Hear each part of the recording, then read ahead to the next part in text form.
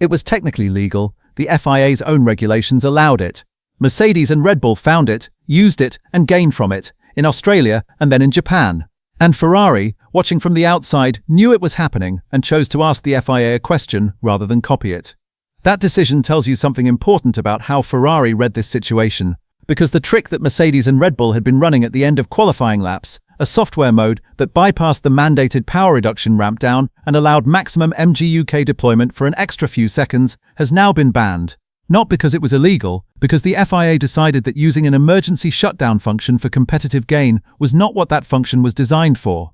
The performance benefit was real. Sources describe a 50 to 100 kilowatt advantage for a short period at the end of a qualifying lap, worth fractions of a second at some circuits, potentially more at tracks where the final straight is longer. Miami has a long final straight. That detail is not insignificant, and the ban arrives 10 days before the Miami Grand Prix. Subscribe to F1 Perspective. Let's break down exactly what this trick was, who used it, who complained, and what it means for Miami. The 2026 regulations include a mandatory ramp-down requirement for MGUK deployment at the end of straights. As a car burns through its battery energy approaching the timing line, the regulations require that power is reduced at a rate of 50 kilowatts per second. This prevents a sudden, dangerous drop in speed when the battery depletes completely. Exactly the kind of cliff-edge energy loss that has caused the speed differentials seen in the first 3 races of 2026. The ramp-down rule exists for safety, but the regulations also include a legitimate exception. If the MGUK needs to be shut down for technical reasons, an emergency, a detected fault, a component protection measure, the ramp-down requirement does not apply. The system can be cut immediately. Mercedes and Red Bull's engineers identified that this emergency shutdown mode, known internally as the continuous offset function, could be activated at the end of a qualifying lap without the safety risks that would normally accompany shutting down 350 kilowatts of electrical power mid-lap. The reason is simple. At the end of a qualifying lap, after the car crosses the timing line, drivers do not need the MGUK. They are slowing down. Returning to the pits. Speed on the slowdown lap is irrelevant. So activating the emergency shutdown at that specific moment and running at maximum MGUK deployment for the final seconds before the line without the ramp down reduction delivered a performance gain with no operational downside. The 60-second lockout that the FIA had put in place as a deterrent was irrelevant when the car was already done with its qualifying effort. Clever, legal, and worth somewhere between 50 and 100 kilowatts of extra deployment for a short period. The trick had been visible in Australia to teams that were looking closely enough. Rivals spotted Mercedes and Red Bull running the MGU-K shutdown at the end of their qualifying efforts from the very first race weekend of 2026. But it was in Japan that the unintended consequences became impossible to ignore. Kimi Antonelli and Max Verstappen both experienced moments in practice at Suzuka where their cars were left with insufficient power to drive normally through the Esses, the high-speed section in the middle of the lap that requires sustained electrical deployment. The 60-second MGUK lockout, designed to deter abuse of the shutdown function, was doing exactly what it was supposed to do, preventing the teams from having their electrical power available when they needed it on the next lap after activating the trick. Williams' Alex Albon stopped on track entirely during practice, directly because of complications caused by the same issue spreading to a customer team. At that point, the competitive advantage had become a reliability and safety problem. Cars from multiple manufacturers were either crawling through high-speed sections or stopping on circuit during a practice session at one of Formula One's most technically demanding venues. The FIA opened conversations with Mercedes in Japan. After those discussions, Mercedes chose to deactivate the system at Suzuka, partly because the short distance from the final chicane to the timing line meant the gains were smaller there than at other circuits, and partly because the visibility of the problem had made continuing to run it in its current form untenable.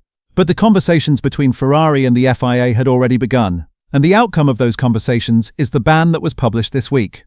Ferrari's response to the Mercedes and Red Bull trick is the most revealing part of this story from a competitive strategy perspective.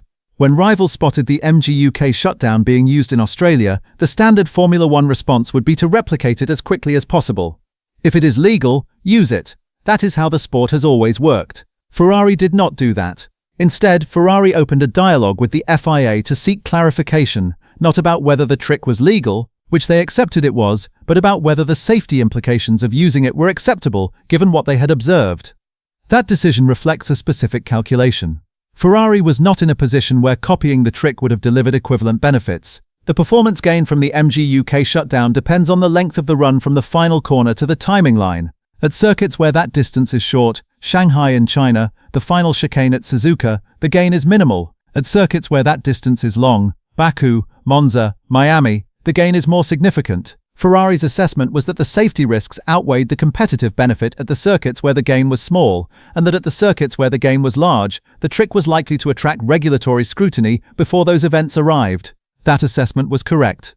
The ban arrives before Miami, the first circuit on the 2026 calendar where the trick would have delivered its maximum benefit. Ferrari did not need to copy the trick, because the trick was going to be stopped before it mattered most. That is either very good intelligence work or a very accurate read of how the FIA would respond. Probably both. The FIA's ban does not remove the MGU-K emergency shutdown function from the regulations. That function remains available for its original purpose: genuine technical emergencies where shutting down the system is necessary to protect components. What the ban removes is the ability to use that function systematically at the end of qualifying laps for competitive gain. The updated technical documents sent to teams make clear that the FIA will monitor data from the end of qualifying laps. If a team activates the MGUK shutdown and cannot demonstrate a genuine emergency justification, the action will not be tolerated.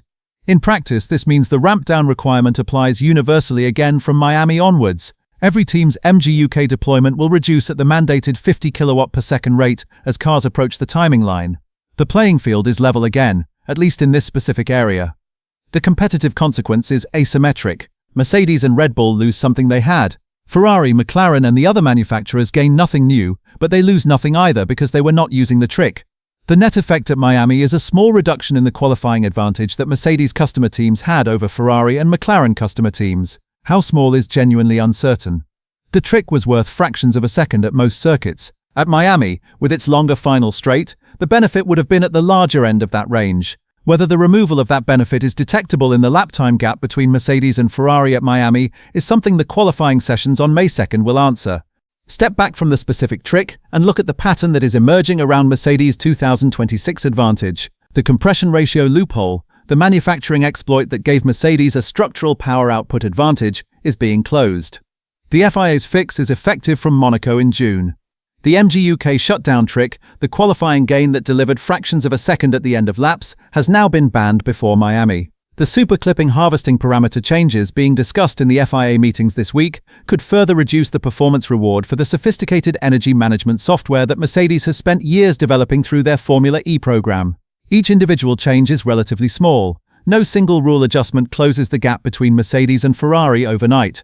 But the direction of travel is clear. The regulatory environment that produced Mercedes' current advantage, where exploits in the manufacturing specifications, software loopholes in the emergency functions, and the institutional knowledge advantage from Formula E, all compounded on top of each other, is being systematically addressed.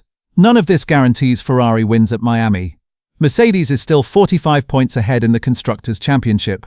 Russell and Antonelli are first and second in the drivers' standings. The car is genuinely faster. The power unit is genuinely more powerful. But the gap that existed at Suzuka and the gap that will exist at Miami are not the same gap. And that trajectory, small, incremental, rule by rule, is what the rest of the 2026 season is being built around. The trick was legal in Australia, it was legal in China, it was legal in Japan. And then Antonelli crawled through the Suzuka Esses, Albon stopped on track, and the conversations that Ferrari had already started with the FIA reached their conclusion. The MGUK shutdown exploit is gone. The compression ratio fix arrives at Monaco. The superclipping parameter changes arrive at Miami. Mercedes' advantage is real, significant, and not disappearing overnight. But it is being addressed, rule by rule, meeting by meeting, race by race. Whether the cumulative effect of those changes is enough to make 2026 a genuine championship fight rather than a Mercedes procession is the question that the rest of the season will answer. Miami is where we find out how much each change actually matters. Subscribe to F1 Perspective, every regulatory development tracked through Miami and beyond.